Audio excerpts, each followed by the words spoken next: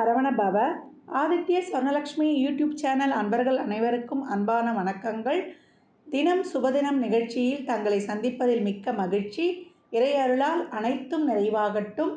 இன்றைய நாளானது 11/6/2024 செவ்வாய்க்கிழமை. இன்றைய நட்சத்திரம் ஆயில்யம். இரவு 11:39 வரை, அதன் பின்னர் மகம். இன்றைய திதி வளர்பிறை பஞ்சமி திதி. மாலை 5:28 வரை, அதன் பின்னர் வளர்பிறை சஷ்டி திதி. யோகம் சித்த யோகம். இன்றைய ராகு காலம் மாலை 3 மணி முதல் 4:30 மணி வரை. யமகண்டம் காலை 9 மணி முதல் 10:30 மணி வரை. குளிகை நேரம் நண்பகல் 12 மணி முதல் 1:30 மணி வரை. இந்த நேரத்தில் புதிய பொருட்கள், ஆடை ஆபரணங்கள், வீட்டுக்கு தேவையான பொருட்களை வாங்கலாம். வீடு, வண்டி, வாகனம் வாங்குவதற்கான முயற்சிகளை மேற்கொள்ளும் பொழுது அந்த செயல்பாடுகள் சிறப்பாக நடந்தேறி செல்வ செழிப்பை அதிகரிக்கும். மேஷம் முதல் மீனம் ராசி வரையிலான அன்பர்களின் தினப்பலன்களை சிறப்பாக காணலாம். மேஷ ராசிக்கு நன்மைகள் அதிக அளவில் நடைபெறும் நல்ல நாளாக இருக்குது இந்த நாள். அவங்க எடுக்கக்கூடிய அனைத்து காரியங்களிலும் முழுமையான வெற்றியை பெறுவாங்க.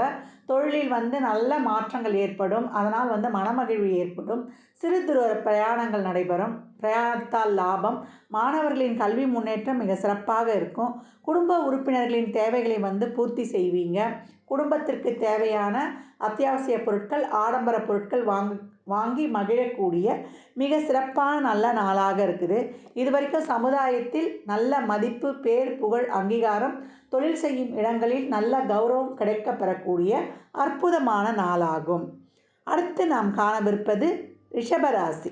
ரிஷபராசிக்கு இந்த நாள் தன வருவாய் மிக சிறப்பாக இருக்கும். நீங்கள் என்னென்ன நினைக்கிறீங்களோ அந்த காரியங்கள் எல்லாம் மிக சிறப்பாக ஈடேறும். எண்ணிய எண்ணங்கள் ஈடேறும் அப்படின்னு சொல்லலாம்.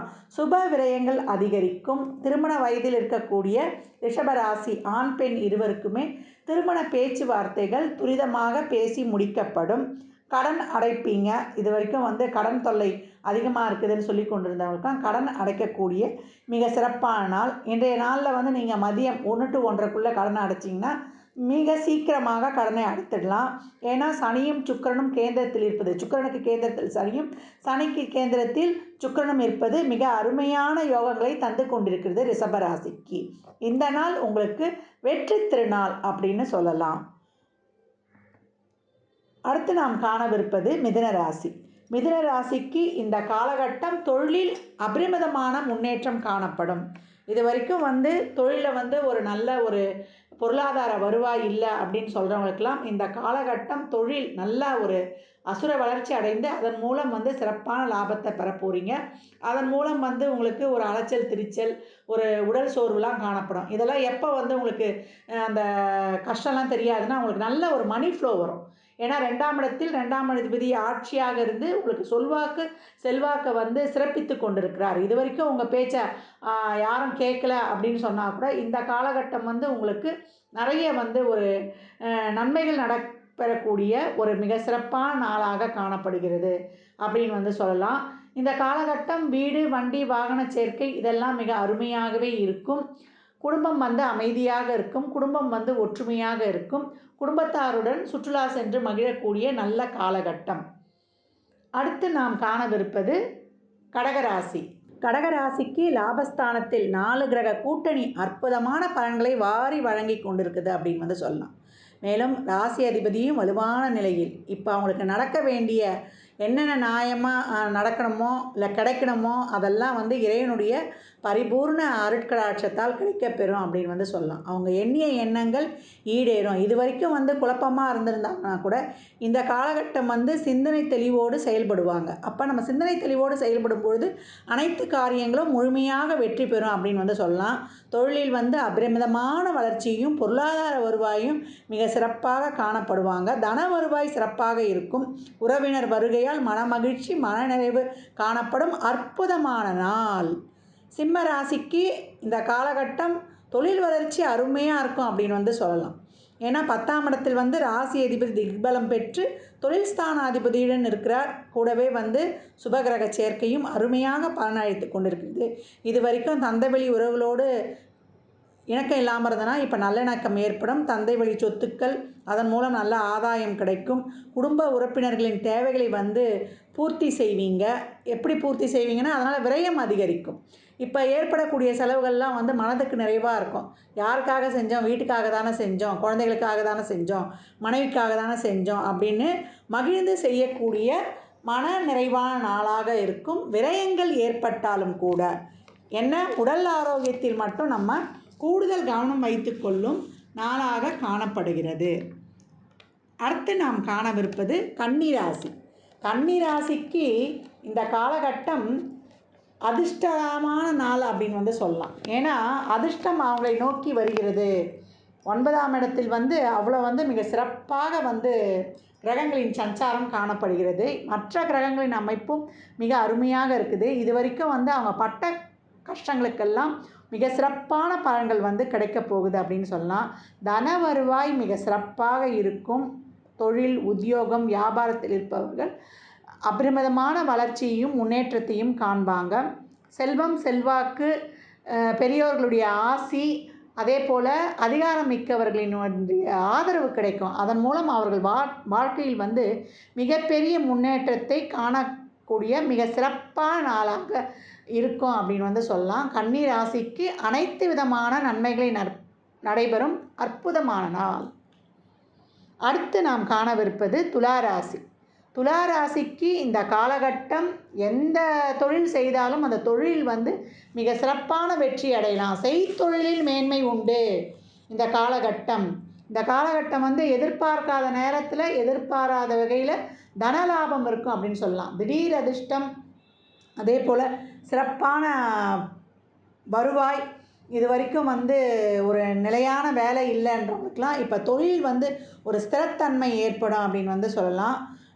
வசதி வாய்ப்புகளை பெருக்கிக் கொள்வீங்க. ஒரு லோன்லையாவது வீட்டுக்கு தேவையான அனைத்து விதமான ஆடம்பர அத்தியாவசிய பொருட்களை வாங்கி மகிழக்கூடிய அற்புதமான நாள்.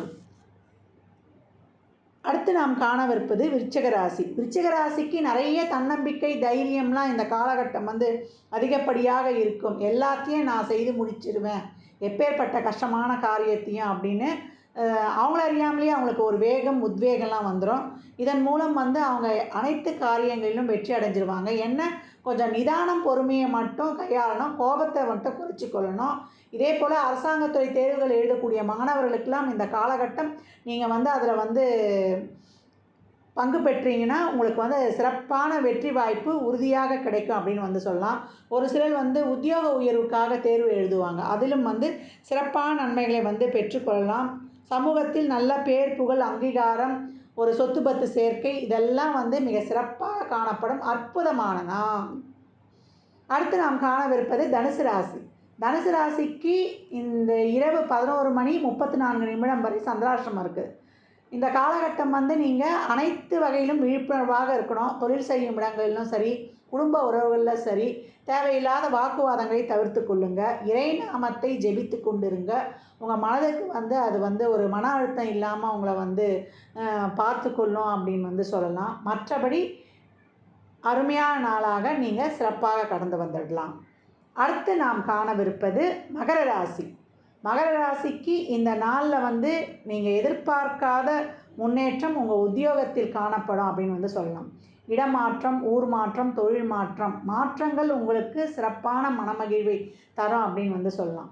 இப்போ இந்த காலகட்டம் வந்து உங்களுக்கு சமுதாயத்தில் பேர், புகழ், அங்கீகாரம், நீங்கள் இருக்கிற ஏரியாவில் 4 பேருக்கு உங்களை பற்றி தெரிய வர்றது, மனைவி வழி ஆதாயம், இது வரைக்கும் திருமணம் நடக்காதவர்களுக்கெல்லாம் சுப பேச்சுவார்த்தைகள் பேசுவதற்காக விரைந்து அதற்கான செயல்களை வந்து செய்வது, மனம் விரும்பிய வாழ்க்கை வந்து கிடைக்கப் பெறுவது, அதுதான் வந்து இறைவனின் பெருங்கருணைன்னு சொல்லுவேன். இந்த காலகட்டம் விருப்பப்பட்ட திருமணம் வந்து நடைபெறக்கூடிய காலகட்டமாக இருக்குது. விரைவாக முயன்று வெற்றியை காணக்கூடிய அற்புதமான நாளாக காணப்படுகிறது. சுகஸ்தானம் வலுப்பெறும். மற்றபடி இந்த நாள் உங்களுக்கு அனைத்து வகையிலும் நன்மை தரக்கூடிய அற்புதமான நாளாகும். அடுத்து நாம் காணவிருப்பது கும்பராசி.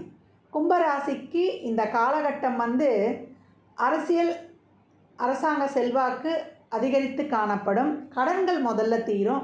வழக்கு சார்ந்த பிரச்சனைகள்லாம் தீரக்கூடிய அற்புதமான நாள்.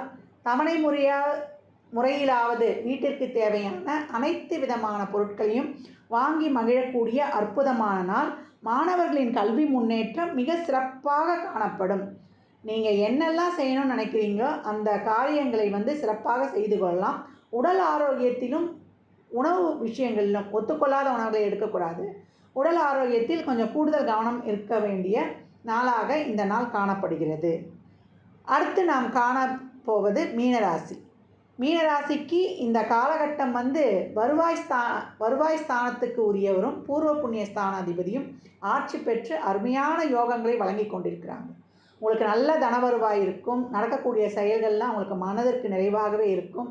நீங்கள் மனதில் என்னென்னலாம் நினச்சிங்களோ அந்த செயல்கள்லாம் நடக்கும். அதற்காக பொருளாதாரத்தை அதிகப்படியாக செலவு பண்ணுவீங்க. பொருளாதார விரயத்தில் மட்டும் கொஞ்சம் கவனம் தேவைப்படுது. அதே போல் உணவு விஷயங்களில் காரம், புளிப்பு, இந்த எண்ணெய் போன்ற மசாலா ஐட்டங்கள்லாம் தவிர்த்து கொள்ளுங்கள். இதனால் உங்களுக்கு தேவையில்லாத உடல் ஆரோக்கிய பாதிப்பை குறைத்து கொள்ளலாம். மற்றபடி உங்களுக்கு அனைத்து வகையிலையுமே சிறப்பான நன்மைகள் ஏற்படக்கூடிய அற்புதமான நாள் அப்படின்னு சொல்லலாம். மீனராசி எல்லா காரியங்களிலும் சுறுசுறுப்பாக களமிறங்கி வெற்றியை பெற்றுக்கொள்ளும் அற்புதமான நாள். அனைத்து ராசியினரும் வளமும் நலமும் பெற்று வாழ என் மனமார்ந்த வாழ்த்துக்களை தெரிவித்துக் கொள்கிறேன். வாழ்க வளமுடன். நற்பவி நற்செழி.